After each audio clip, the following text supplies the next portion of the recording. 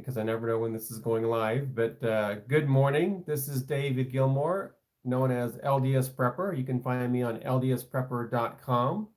And this is my wife, Sue, the backyard herbalist. And we are here today to answer your questions about preparedness. Specifically, we're starting with a question that was posted last week, right at the end of our live Q&A. We do these live Q&As every Saturday morning, 9 a.m. Mountain Time. So if you're just joining us and finding our channel here, I have about 500 videos on preparedness, and then we do live videos every Saturday morning. So please subscribe and ring the bell so you get notifications. I noticed that when I jumped on today, we had 4 likes already and 1 unlike, thumbs down. So I noticed that the thumbs down is now gone, which is nice. But not everybody will agree with what we have to share, especially today. And so if you do, if you don't, that's fine. But we appreciate you being here. If you have questions or comments, please put them in the live chat so we can answer those here on this live. And then also put comments down in the comment section once this live is over, so we can get back to you on that too. All right, so it looks like we are streaming, so I'm going to pop out the chat so I can see the chat here. And I think I've got everything here. So good morning, everybody. So the question that was posted last week that we didn't get to is, how do you protect your food storage? So Sue has been awesome on talking about how to prepare food, how to store food, how to take that stored food and make it into great meals. And now today we're going to be talking about answering the question, how do you protect that stored food? First of all, I need to let you know that the screenshot of the food storage pantry is not ours. I just grabbed that online. So that is not what you're going to see if you come to my house, because that's not what we have. All right, so let's get into these questions. One of the first things that I did, we talk a lot about Wendy DeWitt, and and I'll put a link down to her video. We highly recommend you watch her video on food storage. I watched both of them this week. One is when she's in a church building, and another one is when she's in a more professional building setting. I think the one in the more professional setting actually gives more information. And in there, she talks about 10 reasons why people don't have a year's supply of food. So she's been teaching food storage for over 30 years. And she keeps coming across people who don't have food storage. And she's kind of come up with the top 10 list. And I'm just going to go through that list with you. I think this is important information and some items that we should all consider. So the number 10 reason that she lists is the reason why I don't have a year's supply of food is because my neighbor has 2 years supply. Now, there is a myth going around the world, especially here in the United States, that members of the Church of Jesus Christ of Latter-day Saints have a year's supply of food. I think most people think that probably 80% of the church members of the Church of Jesus Christ of Latter-day Saints have a year's supply of food. Actually, the inverse of that is is actually true. 80% of the members of the Church of Jesus Christ of Latter-day Saints have no food storage, none. They have what's in the pantry and they eat on a daily basis, but 80% don't have food storage. Now, in my personal experience, in working with people, my experience here in the U.S. is that maybe 2% have a 1-year supply of food. So if you are not storing food because you think you're going to go to your neighbor's house and eat their food, that's a bad plan. First of all, because they don't have the food to share with you. and they probably haven't been storing food for you. So if your plan is to eat somebody else's food, I think you need a better plan. Item number 2, I'm going to move in with my parents or my children. Well, the first thing I would do is have that conversation with your parents or your children, and then ask them, hey, by the way, do you have you spent your time and your money and your resources in buying a year's supply of food for me? Because I plan on moving in with you. Pretty much the answer is going to be no. So you're going to be moving in with somebody who does not have food for you. And again, if your plan is to eat somebody else's food, I think you have a bad plan. You should probably change your plan. It's not their responsibility to feed you. Besides that, as you've seen here in the last year, if there is a pandemic or an epidemic, you may not be able to actually go and stay with somebody else. You may have to stay self-quarantine, as you can see the sign up here that I have on the ready here. Reason number 3, I've paid my taxes. The government will take care of me. Well, when Sue and I were in Houston, Texas, and Hurricane Katrina came through, Ike came through, FEMA showed up, the Federal Emergency Management Association, 10 days after the hurricane, and they came into our area, not even our neighborhood, not our development, but to a church in the area, and they had maybe 150 meals and some ice, and that was it, and that was the only time we ever saw them. So if you're planning on somebody else feeding you, first of all, that's a bad plan. And you should call up FEMA and in your area and say, hey, do you have a year's supply of food for me? Just ask them if they have a year's supply of food, shelter, clothing, power, so forth for you. And they'll just laugh at you. When I was a scoutmaster in Washington State, I actually took my scouts to an underground FEMA bunker. Yeah, bunker, and they walked us through. They gave us a tour. We were doing a merit badge at the time, and we had to tour a government facility. And they were very proud of what they had to show down there, and they had beds laid out. I mean, it was the whole deal there. And so I kind of jokingly said, "So where's my bed?" And the person looked at me and absolutely dead-faced and said, "You're not coming here. This is for government. This is for us to maintain government in an emergency." So again, if you're waiting for the government to feed you and you're planning on eating somebody else's food, you have a bad plan. Item number 4. I financially supported my church for 20 years. The church can give me some food. Well, I can tell you this, that I don't know of any church, including the Church of Jesus Christ Latter-day Saints, who's storing food for you. If that is your plan, give them a call and ask them, ask your pastor, ask your minister, ask your priest, ask your bishop, hey, my plan, since I've been supporting the church for 20 years, is to, when an emergency comes, is for the church to feed me. Do you have a year's supply of food for me? You'll hear, first of all, they'll look at you very strangely for even asking the question. Then they'll say no. And they say, well, do you have a 6-month supply? They'll say no. Do you have a 3-month supply? They'll say no. So if you plan on eating somebody else's food, that's a bad plan. It's not their stewardship. It's not the government. It's not your family's. It's not your church's responsibility to feed you. It's your responsibility. So why are we talking about this? Well, because food scarcity is becoming a very, very reality. It's no more theory. It's no more talk.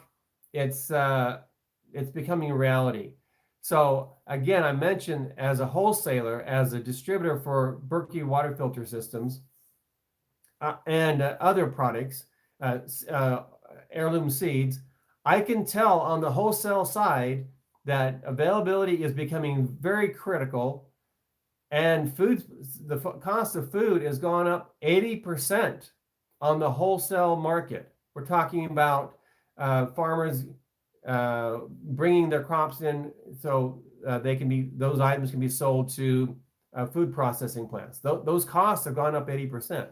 Fuel costs have gone up. Everything's gone up, and you just need to start growing your own food. So you haven't probably seen a lot of it in the grocery store yet, but I can tell you it's coming, and you need to be prepared for it. If you're prepared for it, it's just an event. If you're not prepared, it's an emergency and can be life-threatening.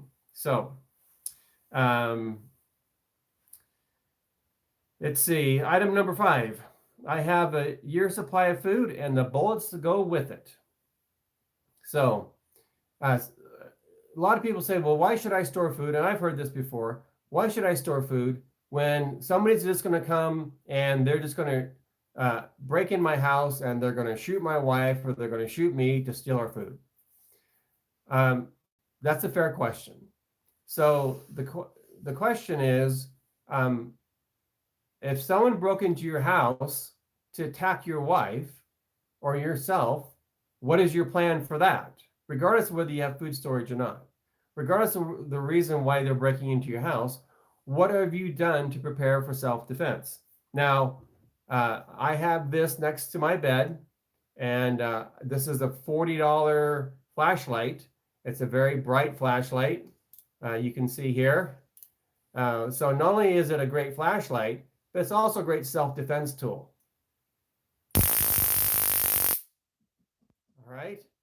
So I've actually been able to locate these. I get this one for free. All I paid was shipping, and I keep this by my bed. I would also have one in the car, have one on your wife's side of the bed, in your purse. Not everybody wants to have a firearm, but I tell you what, this is something you can grab. Go to ldsprepper.com/flashlight. If they still have some available, I don't know if they did. I got this about a week ago. You can get it for just cost of shipping.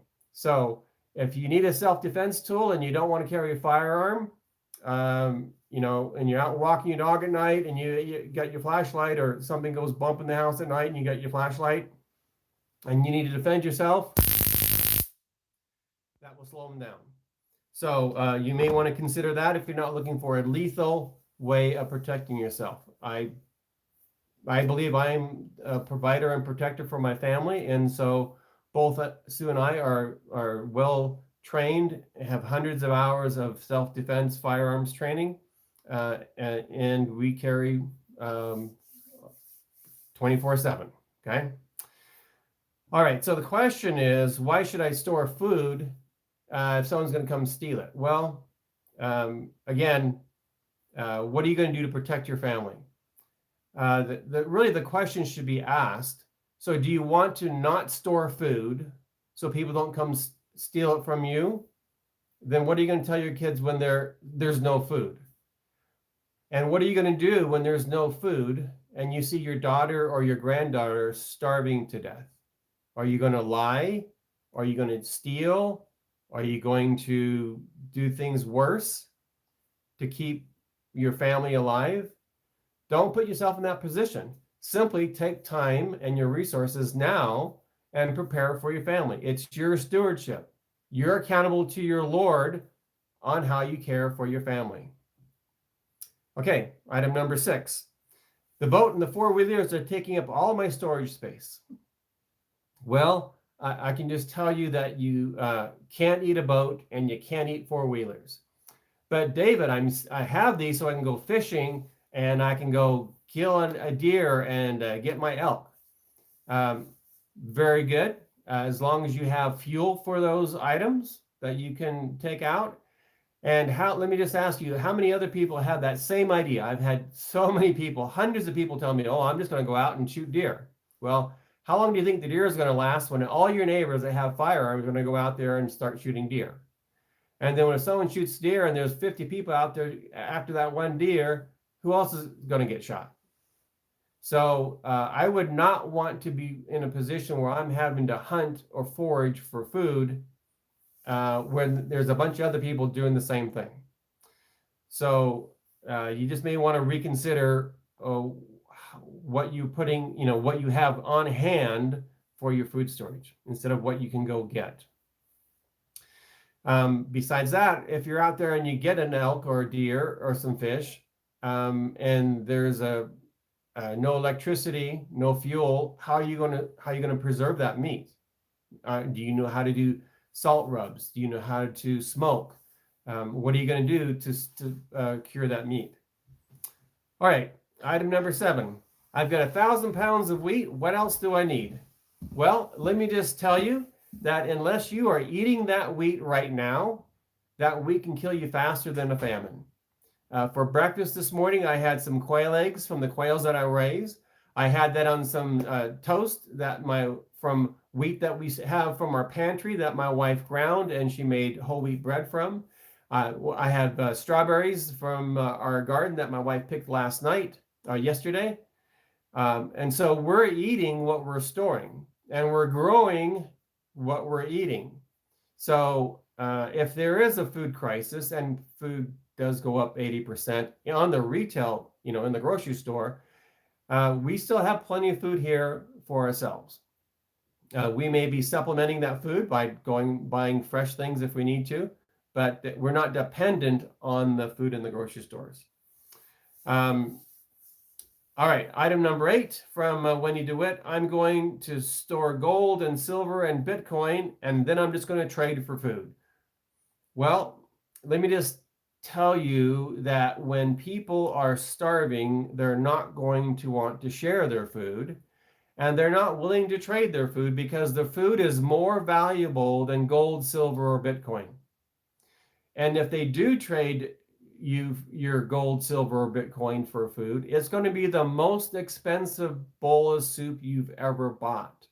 The reason is, if ethical people are doing this, it's simply they have to have enough money to restock what you bought from them.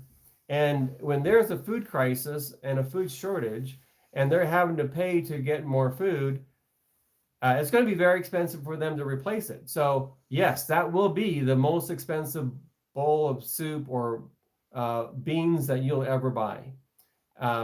Take your gold and silver now and get some food storage at today's prices before the big price increases happen in the grocery store. Again, if you're planning on eating somebody else's food, that's a bad idea. And if you plan on going and buying food from people, go to them now and say, hey, I have gold and silver, and when hard times come, I plan on coming to your house and buying it from you. Do you have a year's supply of food for me? And find out what they have to say. Okay. Item number 9, I can't afford my hobbies and my food storage. Well, we have learned that food storage costs about $1 a day per person. So if you've got one person in your family, you're living by yourself, it's going to be about $365 for you to store your supply of food. Just do the math. It's very, very inexpensive. It's substantially less expensive than going to the groceries, than going to fast food or to a restaurant. We were with my father-in-law last week, and he bought us dinner this week, and before we flew back here, and I couldn't believe the prices at the restaurant. It was shocking how expensive the food was at the restaurant. So we could make that same meal that we had for pennies on the dollar here at home. And it'd be much better tasting and much healthier. Okay, if you can't afford food storage, let me just ask you, what can you live without? Do you have a Hulu subscription? Do you have a Disney Plus subscription? Do you have a Netflix subscription? Do you have a YouTube Prime or whatever it's called subscription? Amazon? No, YouTube, where they don't show ads. Oh. Do you have a Amazon Prime subscription? Those are all fine if you already have the highest priorities taking care of your family. If you're saying I can't buy food for my family, then tell your daughter who's starving to death, go ahead and watch Disney. We don't have any food, but our subscription is still, live. I don't think that's the conversation you want to have. Now, like I said, a lot of people aren't going to like this. It is a wake-up call, and it is a reality. This is a prepper channel. This is a channel to help people get prepared. I think a great way to get prepared is to grow your own food, not just store it, but also produce it. Be a producer. To be your own emergency medical staff, to be your own power supply company, to be your own fuel company. Have these things on hand so that you have them. You don't need to go get them when there's a time of crisis. Okay. And by the way, you can put a year's supply of food in number 10 cans or just cans underneath a twin size bed. So it doesn't take up a bunch of food storage space. You don't have to think you have to have a whole room in your house to store food. If you're storing food for everybody in your house, just put their year's supply of food underneath their bed and you're done. And the last reason why people don't have food storage is I'm waiting for freeze-dried Papa John's pizza. Well, food storage has a stigma of being bland and tasteless and just kind of survival beans, rice, and wheat. That's not at all what we're planning on eating.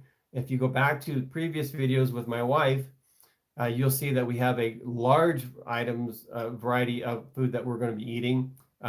Delicious breakfasts that we already eat now, delicious dinners, and delicious desserts. So we have beans, rice, and wheat. So we can make other things. So we can make tortillas. So we can make chicken enchiladas. So we can make homemade bread. So we can make cherry cheesecake. So we can make chocolate brownies and all the other good things that we eat. So we'll be making those out of the items that we have in our food storage. All right, so what do I think might happen, or what kind of situation do you think you may be in where you need to store your food? Well, if you have a farm, I think people would, in desperation, start and go out and start looting a farm. If you have a garden, I think people will start looting gardens. If you have a store, I think people are going to start looting stores. Really, our experience is that most people are 9 days away from anarchy. When all morals seem to go out the window because you're thinking about not starving to death or not having your family starve to death. I would rather be the guy with the food storage, protecting my food storage, than the guy out there trying to grab somebody else's food. What do I recommend that you do? I recommend that you grow your own food. That's why I recommend the Midlighter Gardening Course book. I did not write this book. I found this book after lots of research, and we put it to the test. It is the most efficient, most effective, highest nutrient dense way to grow food that I'm aware of, and I highly recommend it, and I use it. That's why we have strawberries for breakfast this morning, and we were watching a movie last night. The Pelican Brief. Pelican Brief from 1993. Eating, what did we eat? You made me some potato soup, and it had corn. You got out of a can jar. I don't even know how old that corn was. It was like 6 years old. 6 years old corn. I had strawberries for dessert. I had carrots from the garden. Fresh carrots from the garden. Yep. What did you have? I had some nachos. Nachos. So she opened up a can, went down and of beans. Okay. We have some chips here. So she had nachos. She went to a cheese making class. We do what we tell people to do. Okay. We live this. And so you need to start experiencing this before you have to experience this. So I recommend you grow your own food. The reason why this book is so good is because it lays out step by step all the things that you need to be doing to be a successful gardener. Now, a lot of people say, I have a brown thumb. Well, that's because you don't have this book and you haven't applied the principles from this book.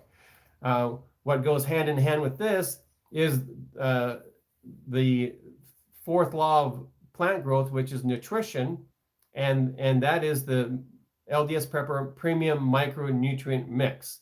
You can get this book and the LDS Prepper Premium Micronutrient Mix at ldsprepperstore.com. We have to place an order for new supply because we have everything that we have is bagged and we need to get some more in. So get them now, because I will tell you right now that when we get restocked, the price will have to go up because my costs will be going up. How much, I don't know. I'm hoping it's less than 50%, but I'll find out in a week or so. But anyway, go to ldsprepperstore.com. Don't just think of this year and what you need to grow your food for this year, but I would also be thinking, like Joseph of Egypt, how many years down the road do you need to store? Listen to the Spirit, listen to the Holy Spirit, and what you need to have on hand for your family. But anyway, if you buy 8 packages, I pay for the shipping. It costs me somewhere around $8 to $15 for shipping, but I'm glad to do that. That isn't our primary source of income. I do online marketing, but I make that here and employ my neighbor kids, high school kids, to help me bag it, give them some income, and provide that for you. So ldsprepperstore.com, get your Midladder Gardening Course book and your 8-pack of LDS Prepper Micronutrient Mix. Okay, so grow your own food. Do you have security cameras? We have security cameras in our house and around our house and all around our property. So I sit, when I'm working here at my desk, I can see when the delivery truck comes and delivers cabinets. Yesterday, was it? Kitchen, well, the bathroom cabinet. I tell Sue, hey, there's a truck out front. I can see the wood pile behind me. I can see our solar panels. I can see our greenhouses. I can see our entire property. So do you have security cameras? I did a video on a security system. Do you have a security system? I use and recommend a security system. Go back to my videos here the last few weeks and take a look at the security system that I recommend and that we use. And so when we have contractors coming in and out of our house, they hear zone 1, door open, zone 2, door open. And I want them to hear that, because I don't know who these people are. As much as we trust them to have them in our house, I don't know who they're talking about, what they've seen in our house to somebody else. I want them to know that our house is protected. It is secure. And it's not just secured by electronics. It's secured by our training that we've had on firearms and hand defense, edge weapons, and firearms. If you can, move out of the city. That's exactly what Sue and I did. We took our own advice and we moved out of the city. We live in southeast Idaho. If you can move sooner than later, the better, because every day it seems like houses get more and more expensive. So move to an area. Where do you want to move? Well, there's a great book here by Joel Skousen called Strategic Relocation. You can get this book and you can look at it's certainly every major city in the United States. And it talks about how safe it is to be there, as far as taxes, as far as schools, as far as preparedness-minded people, as far as other availabilities of resources. So if you're wondering where to go, you might just go to Strategic Relocation. You can buy this on Joel's website. I'm not sure what it is. Just do a search for Joel Skousen Strategic Relocation. I'll find a link and put it down below after this recording, and take a look where you might want to live. But being in a city in a crisis is not my first choice. I would rather have some property around me that can protect me. I talked to a young couple yesterday who called me to place an order for Berkey. And they said, we live in California, but we're shipping this to Florida. Can you help me with the order? So I helped them place the order. And I said, is this a wedding gift? And they said, yes. I was very impressed with this young couple. And they said, we're moving to 10 acres outside of the city. And I said, why? And they said, well, just because it seems to be safer out there. And they're absolutely correct. Find yourself a place where you have like-minded, preparedness-minded people, and go buy property there and build a house if you can. If you can't, do your best. Make sure you have a good security system, good security cameras, good alarm system, and good self-defense training. Okay, so you might also, I highly encourage you, and I do this everywhere we've lived, and that is help your neighbors grow their own food. Help your neighbors with solar power. Help your neighbors with whatever you can do to help them to get prepared. When I purchased a hand pump on my well, I talked to all my neighbors, and 40 of them bought hand pumps for their well in case the power goes out. When I built solar, many of my neighbors came over and took a look at it, and now several of our neighbors now have solar. Several of our neighbors have greenhouses. Neighbors that haven't grown gardens now are growing gardens. So I'm building a community around me, so I'm not the only person that has food, shelter, and so forth. So build a community around you so you can all help each other in a crisis. Not everybody will have the same things. You may have a neighbor who's a dentist. I happen to have a friend that's a dentist. And so we've already talked about helping each other out.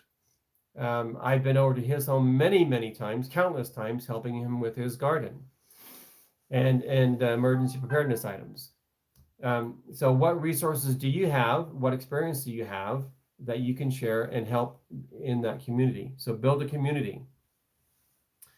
I would recommend that you follow the state laws in your state for concealed carry.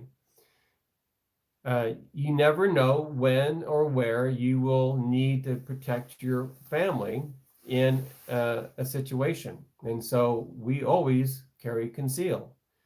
So if you see me, you can just simply assume that I am carrying concealed a firearm. You can always assume that I have a knife on me, and you can assume that I have many hours of hand defense and edge weapons defense and firearms protection. Why? Because I think it's my responsibility, my stewardship to protect life and protect my family. So I will do what I need to do to fulfill that stewardship. And you never know what that situation may be. There just may be some crazy guy that happens to show up at your restaurant or your school, that happened here last week here in Idaho, and start shooting. Fortunately, the person that started shooting here in the school last week in Idaho was immediately subdued by the janitor and some other people in the school who were quick on their feet and knew what to do. So you never know where that's going to happen. Just always be prepared, and then it's not an emergency. Get firearms training. My wife and I have hundreds of hours of firearms training. My best book on firearms training is this one right here. It's called Navy SEAL Shooter.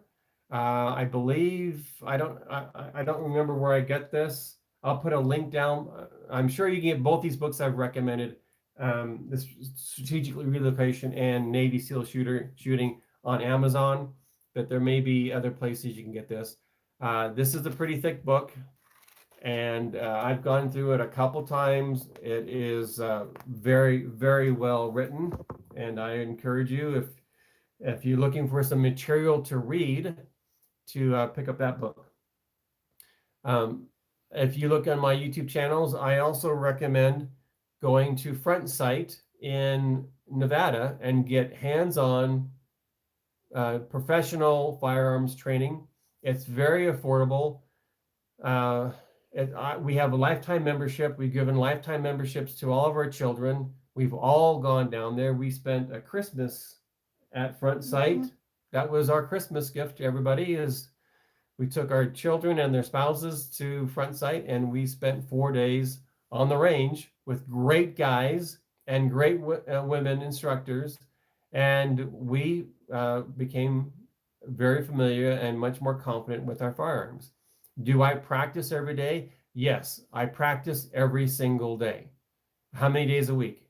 Well, I only practice on days that end in Y. And so I am practicing every single day, and I drive fire practice. And so I'm not using up ammunition, but I'm walking through the house, I'm walking on the property, I'm doing what if scenarios, and I'm sharpening my skills. I do have targets out here that I use, moving targets, and I practice doing that. So do what you can. I live in the county. It's legal for me to shoot here on my property, and I do so. I've got a nice, I don't know, was it 20-foot berm behind where I shoot, so it's very safe. But anyway, get the training that you need. Getting a firearm without training is like giving the keys to the car to a teenager without any driver's ed. Don't do that. Don't be the person that has a firearm and doesn't know how to use it, and then it gets taken away from you and it's used against you, or you hurt somebody because you don't know how to use it. So get some security training. If you don't want to get a firearm, I completely understand that. Go to ldsprepper.com and pick up your free flashlight as long as they last. It's a great flashlight. And I'll tell you what, that will give you some time to get away without killing anybody. So what about hiding your food? Hiding your food is a good idea. There is another book by Joel Skousen, and this is called The High Security Shelter. You can get this at the same place that you can get Strategic Location, and this shows you how to build a shelter in an existing house. Now, there's a much thicker book, and you may be able to see it here behind me on the shelves, on how to build a house with a security room in there. But this one tells you and shows you very quickly and efficiently how to build one in an existing home. So you may want to pick up Joe Skousen's The High Security Shelter. Again, I'll have links down below. I'm not affiliated with Joe. I know Joel. He's been to our home. He's a great guy. He speaks at our preparedness fairs. He knows what he's talking about, and he's been doing this for a long, long time. He also has a weekly World Brief newsletter. I recommend that you sign up for that. And I'll have links down below for that too. So where can you hide food in your home? Well, if you knew somebody was going to come to your home and you knew that they were going to come and try to steal your food, and you had to hide it in your home and you had a month to prepare, what would you do? Where would you hide that food? Think about that and just do that before the people show up. Now, who's going to show up? Well, in the past, here in the United States, the government has shown up and demanded food. And if they can see it, they'll take it. So you may have some food that they can see and a lot of food that they can't see.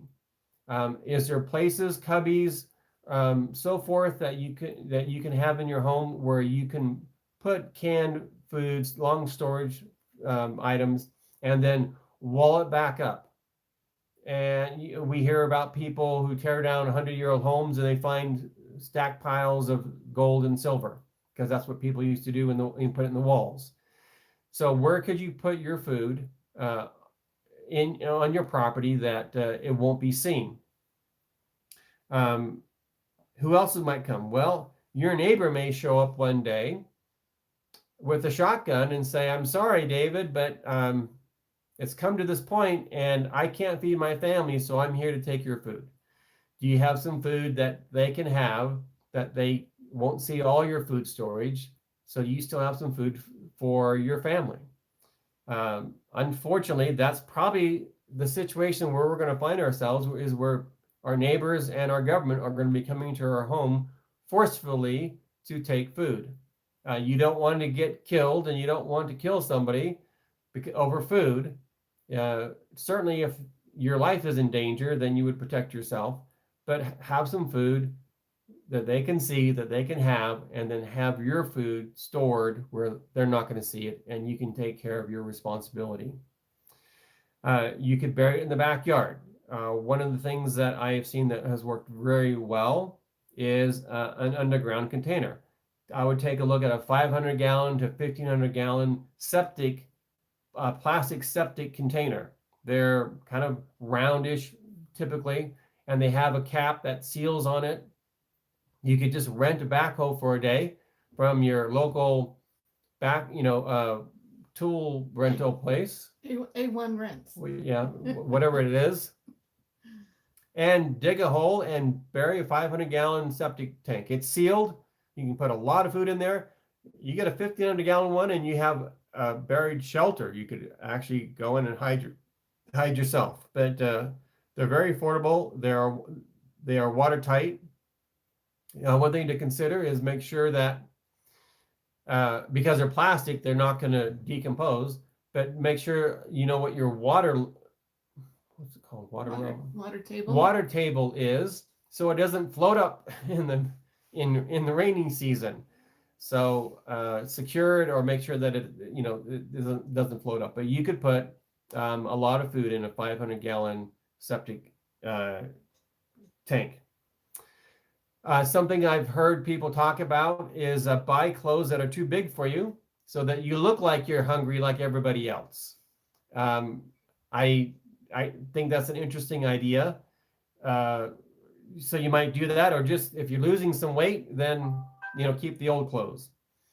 Other people talk about guerrilla gardening, so you can hide some plants over here under the mulberry bush and under the this tree here, and kind of scatter around your property. Well, 95% or more people live in the city. They don't have property they can have a guerrilla garden in. I would find it very, very difficult to grow enough food in a guerrilla gardening situation to sustain my family. But we have 2 greenhouses that are very obvious, and we have cameras on those greenhouses, and we have security motion alarms out there, and we know when people are either 4-legged people or 2-legged people are out there. If you want to do some edible, this is a very good book I recommend. The Illustrated Guide to Edible Wild Plants, and it's by the Department of the Army. It's got a lot of good pictures in there. If you want to find edibles around your area, you might pick that book up. This is for all 50 states, so take a look at that. My wife is going, I haven't seen this book before. If you're got that. wondering what should I prepare for, well, she's finding the weeds in there. My mind's, Sue and I have had this conversation, and you need to have this conversation with your spouse or your family. What are we going to prepare for? Are we preparing for a flood? Are we preparing for a hailstorm? Are we preparing for unemployment? Are we preparing for economic collapse? Are we preparing for EMP? Well, we're preparing for EMP. And because that kind of covers everything. There won't be any police, there won't be any grocery stores, there won't be any fuel, there won't be any medical. You have a long-term EMP outage where there's no power, basically everything shuts down.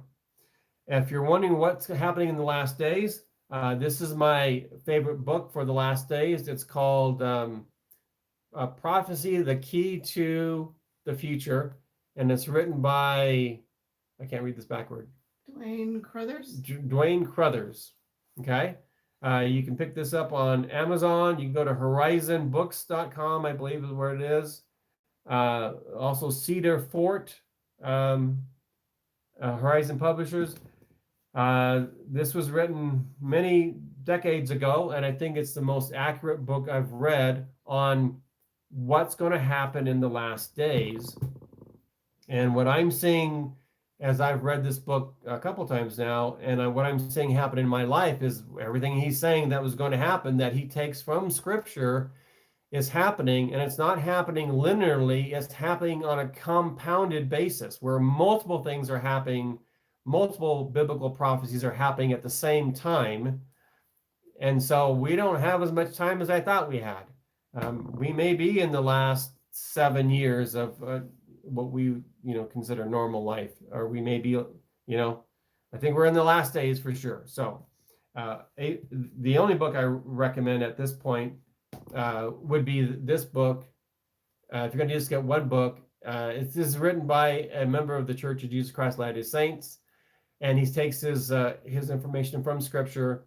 Prophecy, the key to the future. Okay, so we talked about buying clothes that are too big for you. How about start eating less so your body gets used to less food? So we were at my father-in-law's house last week, and I took a shower and I got out and started, drying off, and I noticed that in the mirror that I put on too much weight during this pandemic, being here at home and not getting out and exercising like I should. And so right then I decided, okay, I'm going to dramatically reduce my caloric intake, and I'm going to get back to what I was doing when I was at my fittest, and that is on my potato diet. And I have a video on the potato diet. And so we have potatoes. My potatoes, while we were gone, actually came up in the greenhouse. I'm growing yellow potatoes this year. And I had potato soup for dinner last night. So I'm no longer just eating potatoes, but I'm also I'm expanding that like we had last night with the carrots and the corn and so forth. I'm cutting back on the sugars, which means the M&Ms are going to last longer and the candy bowl is going to be fuller longer. Not removing them from my lifestyle, I'm just cutting back. Just 3 little mini candy bars a day. It's a killer. All right. But, if I need to be healthy, if my body needs to be healthy, then I need to take care of my body. That's my stewardship also. And so I'm working on dropping some weight and getting in better shape. And that will help me be healthier and have a better immune system and be able to do things I need to do around the property here. Okay. Probably my most important recommendation is to trust the Lord, trust God, have a relationship with him, ask for his inspiration, ask for his direction. What should I do in my family? How should I best fulfill my stewardship? He's your Father in heaven. He loves you. He will inspire you. He will direct you. He will give you inspiration. And your situation is different than mine.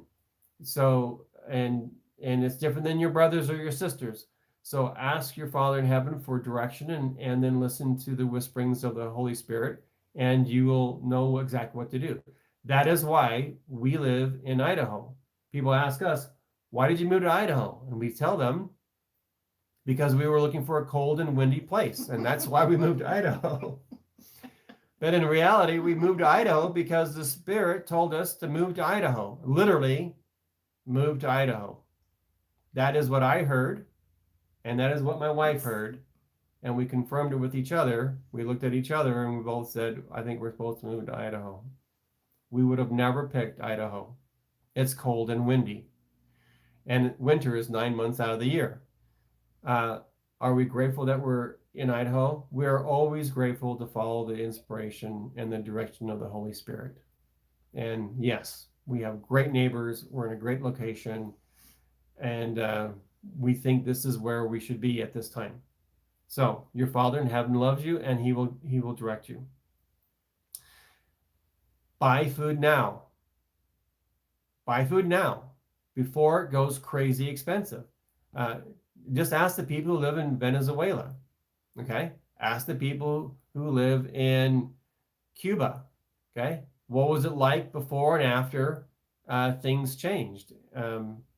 So buy the food now. It's expensive. It's more expensive than it was a year ago, but it's going to be a lot less expensive than it's going to be in a year or two. So get it now while it's available and while you can get it at a good price. Buy seeds now. I can't emphasize how important this is. We have the very best, unequivocally, the very best heirloom seeds available at any price at the ldsprepperstore.com. Go there today and get your seed bank. These are heirloom seeds that you can grow over, that you can harvest the seeds from the plants and grow over and over. Get a large enough one, more than just 1 year.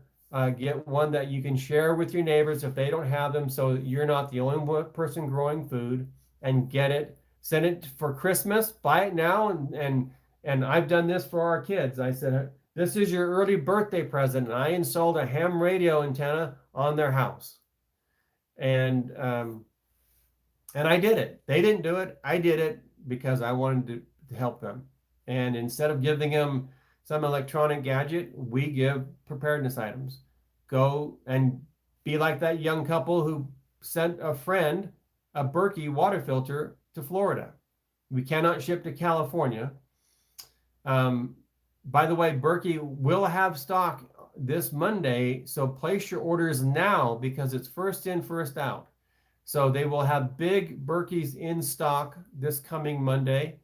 They have not mentioned that they will have Royals in stock, but get yourself a Berkey. If you're getting a water filter and you get one, you're lucky because it's getting harder and harder every month to get supplies from Berkey and from other manufacturers.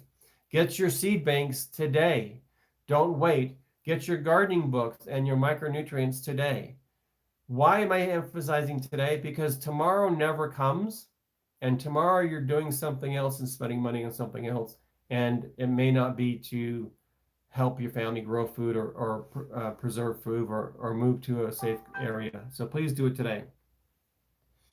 People keep talking about going back to normal. Let me just tell you, just straight up, we're not going back to normal. Okay? There is no, every day is going to be a new normal. There is no going back.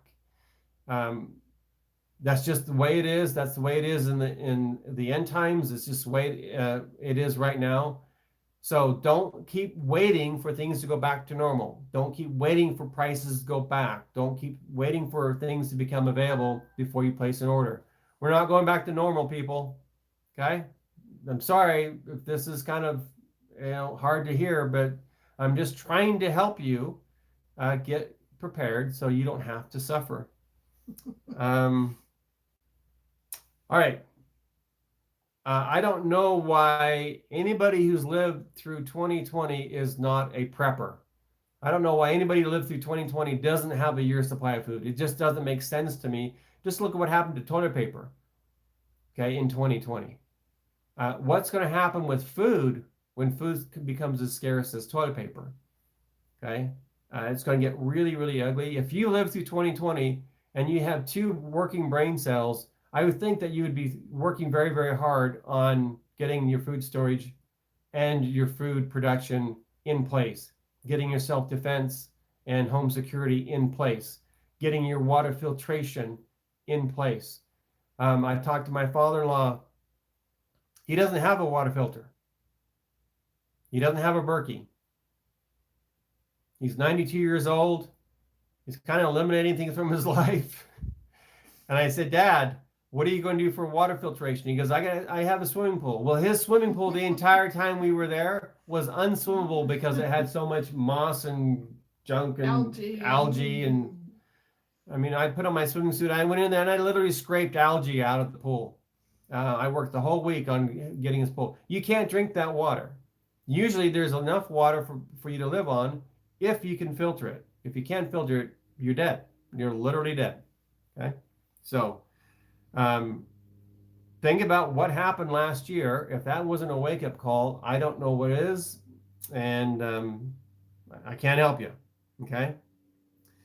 A lot of people who are not preparing believe that the jar of flour will not be used up and the jug of oil will not go dry, as talked about in the Old Testament. Well, you know what? That lady who had that jar of oil and the jar of flour, she had that. Okay, she had it. That's why the prophet went there, because she had food. Okay, he didn't go to the neighbors who didn't have food. So she had food, and because she followed the prophet's advice, she and her son and the prophet were sustained during the famine. Don't be the one who plans on eating somebody else's food. The prophet went there because she had food. Be the person that has the food, who has the shelter, who has the fuel, who has the security, who has the medical training, and knows how to grow food and use herbs. I haven't mentioned my wife's herbal books, but all of her herbal reference manuals are on sale right now at ldsprepperstore.com. Get all 4 of them. We ship them to you. Again, we pay for the shipping, and we're just trying to get these resources in your hands. Very, very well written books on how to grow herbs, how to identify herbs that are growing around your medicinal plants that are growing around your property. So that's my rant, and we're about at an hour right now. I haven't looked at any comments yet. Looks like we have a lot of comments here. I apologize if this is not the warm. I don't apologize if this is not the warm and fuzzy experience that you were looking for. And I don't apologize if this is a wake-up call. I'm trying to help as much as possible. That's why we spend the time and the money and resources in making these videos and living the lifestyle that we do and sharing it with you so that you can be prepared too. Now, have peace in preparation. I always end my videos by saying, or never say always and never say never, right? If ye are prepared, ye shall not fear. There is peace in preparation. So I don't like to live in a stressful situation. That stress is, you're creating yourself by not preparing. When we were in California, I can't believe how stressful people are in California, just on the roads. My goodness, if I wasn't doing 10 miles an hour over the speed limit and in the slow lane, I was getting, passed up everywhere. So I don't drive that way. I don't live that way. I try to live a peaceful life. Have peace by having spiritual preparation, and have peace by having temple preparation, and have peace knowing that you've done what you need to do to fulfill your stewardship for yourself and your family, and providing for them spiritually and temporally. We will not get into any questions right now because the chat is full of them. We will review these and go over these next week for you. From our heart and our home, we hope that you take steps immediately and get prepared. And if it's a year before you need anything, that's awesome. If it's 6 months or 6 weeks and you have it, that's awesome. But if you wait 6 months or 6 weeks, or you wait a year, it just may not be available and it may not be affordable. So do what you can today. Sit down and have that conversation with your family.